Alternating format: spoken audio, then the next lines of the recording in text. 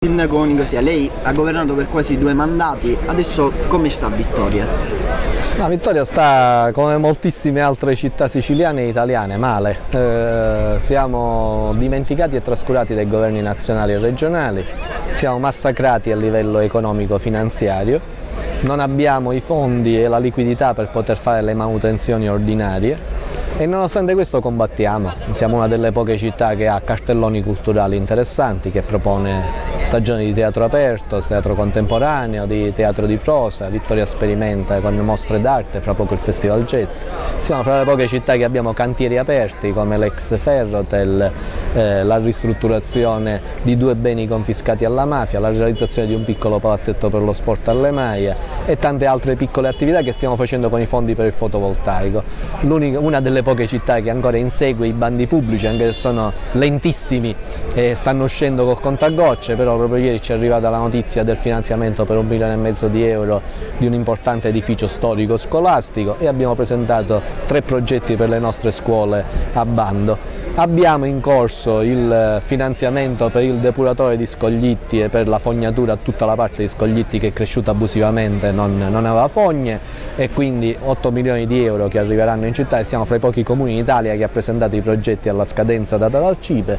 e combattiamo, ma non ci nascondiamo le enormi difficoltà nell'amministrare l'ordinario e il quotidiano. In un comunicato congiunto contestava, tra virgolette, la fuga dei vostri consiglieri su una mozione proposta dall'opposizione. A me non piace questo modo di affrontare veramente ridicole da bambini dell'elementare i problemi seri. L'opposizione è fuggita sempre quando abbiamo presentato degli atti amministrativi. Se dobbiamo parlare di queste cose, qua l'Immagricole è un fatto serio, non si sconfigge con la mozioncina del consigliere Garofalo, sinceramente. Quindi ci sta poi che in un gioco purtroppo al ribasso di ripicche, di consiglieri comunali che sono divisi fra chi è contro e chi è a favore, non si voti la mozione del partito avverso, come il partito avverso purtroppo non ha votato cose, ma non conta nulla, a me non interessa questo. Conterebbe una pressione forte sui nostri parlamentari nazionali, il PD sul PD, la Garofalo invece di presentare la mozione in Consiglio Comunale, che i soliti voti del Consiglio Comunale, per carità importanti, ci vuole, va fatta, ma insomma non è questo che risolve i problemi dell'Immagricole, facesse pressioni e facesse sentire il peso della nostra disaffezione verso i parlamentari nazionali di ogni riferimento, di SEL, del PD e della destra per chi ne ha, per dire: ma cosa state facendo? Veramente continuate a inseguire qua la modifica del Senato, la modifica delle province, cose di cui non ce ne frega niente a nessuno in realtà, solo a quella pattuglia di parlamentari nazionali o regionali, e poi sono totalmente scollati dai problemi reali. Noi dall'agricoltura da 30 anni ci aspettiamo interventi a sostegno e arrivano solo batoste. Senta Sindaco, riguardo invece la faccenda Maia, che comunque in Consiglio è stata dibattuta relativamente all'istituzione di una commissione di indagine che poi non è stata approvata,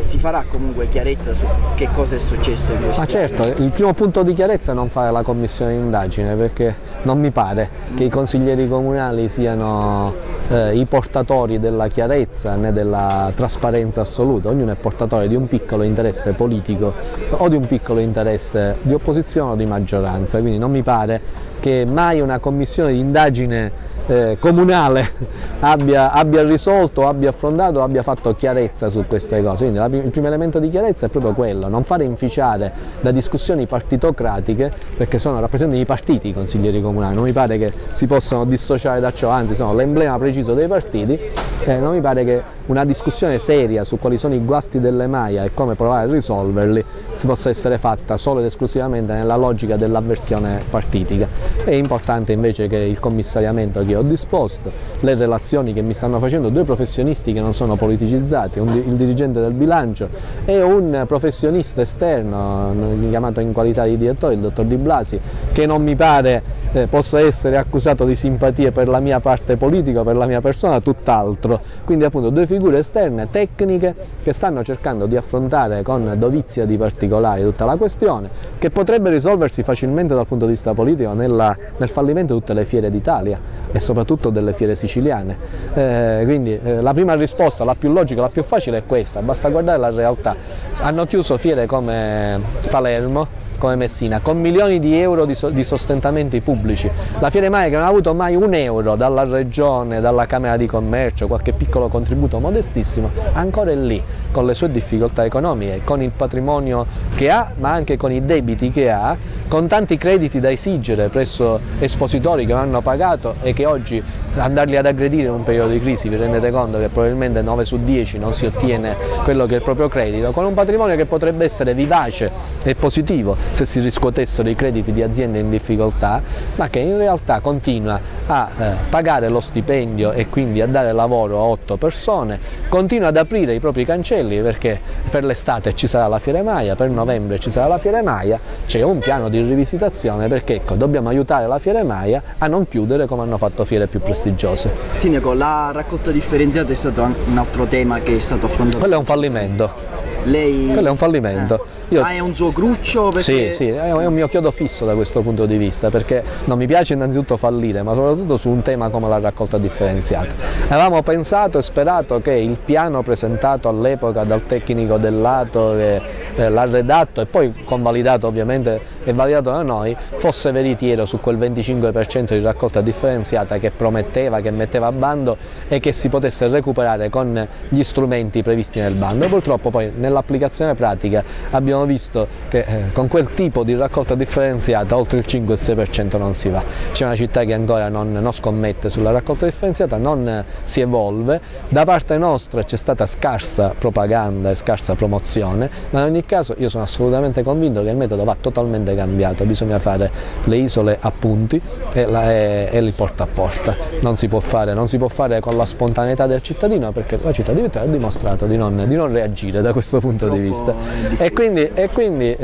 penso che anche i migliori risultati della raccolta differenziata si sono visti proprio nelle città e cito la vicina Niscemi che non era certamente un emblema di pulizia o di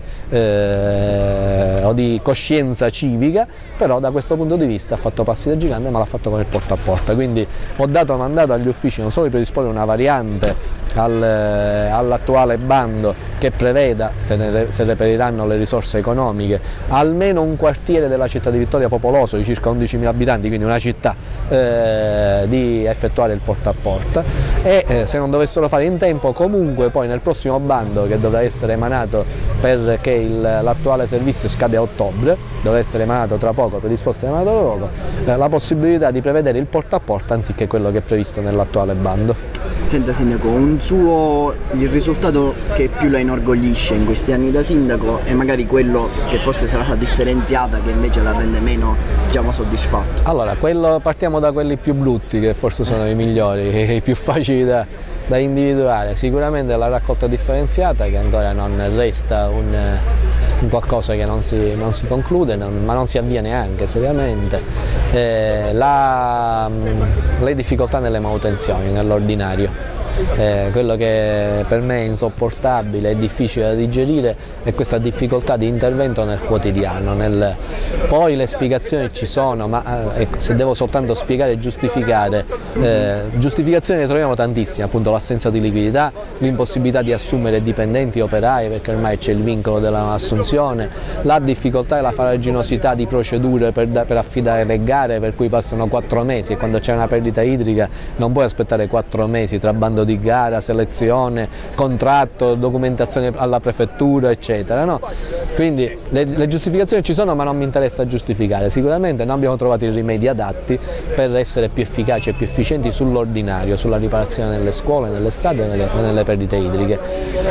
Fatti che invece... e poi un mio cruccio è questo stato di guerra che c'è sempre in città, questa mancata crescita culturale per cui non ci si rende conto che la contrapposizione è giusta, giustissima sulle idee o nella competizione elettorale, ma poi ci sono dei momenti in cui la città e la politica si deve stringere attorno e difendere. No, guarda, è un malessere della politica in generale, non me ne sottraggo neanche io. Sicuramente per me è una sconfitta perché io ho sempre lavorato per stendere il dialogo, per provare a trovare soluzioni di battaglie comuni anche con le parti politiche avverse per difendere la città, e invece poi mi sono trovato sui grandi temi sempre a dover sostenere invece uno scontro e alimentare così uno scontro anziché un confronto. Questo è sicuramente un gravissimo limite che non si vede sull'ordinario, ma che è una mancata crescita culturale e politica della città, e poi mancanza di risultati all'esterno, perché le altre città a volte o raggiungendo il parlamentare giusto o coalizzandosi destra, sinistra, centro eccetera, qualche risultato in più di noi e qualche attenzione in più da noi, mentre invece speculano molto sulle nostre divisioni interne. Questi sono sicuramente i limiti. Note liete? Note liete, che dire, le opere pubbliche, se facciamo il conto, a volte non si notano abbastanza, se facciamo il conto delle opere pubbliche che sono state realizzate, o sono state avviate o programmate e finanziate in questi 9 anni, penso che il bilancio è altissimo. Le battaglie tematiche, pur non essendo uno che specula sulle posizioni estreme di destra e di sinistra, le battaglie ambientali vinte, MUOS, siamo stati protagonisti, Panther, privatizzazione del cimitero, PRG, sulle battaglie serie, quelle anche a forte connotazione ideologica, siamo stati vincenti. E poi la rinascita del centro storico e della cultura. Questa città non scommetteva mai sulla cultura, purtroppo, nonostante adesso un grandissimo bacino culturale. Oggi siamo una città che ci permettiamo un teatro aperto con 3-4 stagioni, ci permettiamo il chiostro delle grazie con mostre d'arte, con un centro culturale, abbiamo riportato la biblioteca alla cultura in centro città, e quindi che può essere vissuta dai nostri giovani, dai nostri cittadini. Abbiamo rivalutato l'ex centrale Enel e poi il grandissimo risparmio economico. Io sono stato spesso criticato in città per le piccole cose non realizzate, ma abbiamo evitato un dissesto sicuro a questa città e abbiamo evitato di alzare le tasse, di inasprirle, come invece in altre città sono state inasprite per 4-5 volte. C'è possibilità di ricucire con il PD2? Sono delle schermaglie temporanee? Il PD2 fa parte del PD, quindi c'è poco da ricucire, è un confronto aspro, dialettico, basato su temi secondo me poco importanti, perché se, stando a quello che leggo, leggere che Giovanni Caruano appunto dice espressamente che tutto questo scaturisce dal fatto di non essere più assessore, sinceramente mi delude molto.